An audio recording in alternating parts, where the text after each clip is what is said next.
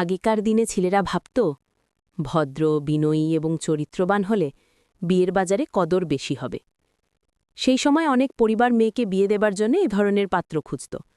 লোকজন বিশ্বাস করত একজন চরিত্রবান ছেলের হাতে মেয়েকে তুলে দিতে পারলে তার ভবিষ্যৎ নিরাপদ হবে, সে সুখী হবে।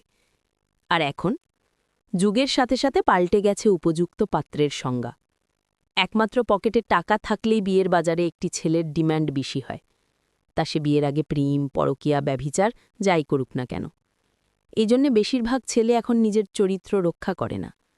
তারা ভালো করেই জানে বিয়ের আগে তারা লাল পানি খেয়ে ফুর্তি করুক কিংবা গার্লফ্রেন্ড নিয়ে আবাসিক হোটেলে যাক। ক্যারিয়ার ভালো হলে ভালো মেয়ে পাওয়া যায় চোখ বন্ধ করে।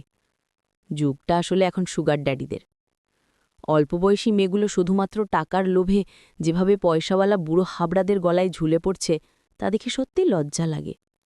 মুখে যতই এরা প্রেম বয়স মানে না বলে গলায় ফেনা তুলে ফেলুক, এদের আসল উদ্দেশ্য স্বামী পটল তুললেই তার সম্পত্তির ওপর জাঁকিয়ে বসা। ব্যাংক ব্যালেন্স থাকা অবশ্য একটা বড় ব্যাপার, কিন্তু সেটা যখন পাত্রের যোগ্যতা নিরূপণের একমাত্র মাপকাঠি হয়ে যায়, তখন বুক ভরা স্বপ্ন নিয়ে ঘুরে বেড়ানো খালি পকেটে যুবকগুলোর হাপিত্যেস ছাড়ার কিছুই করার থাকে না।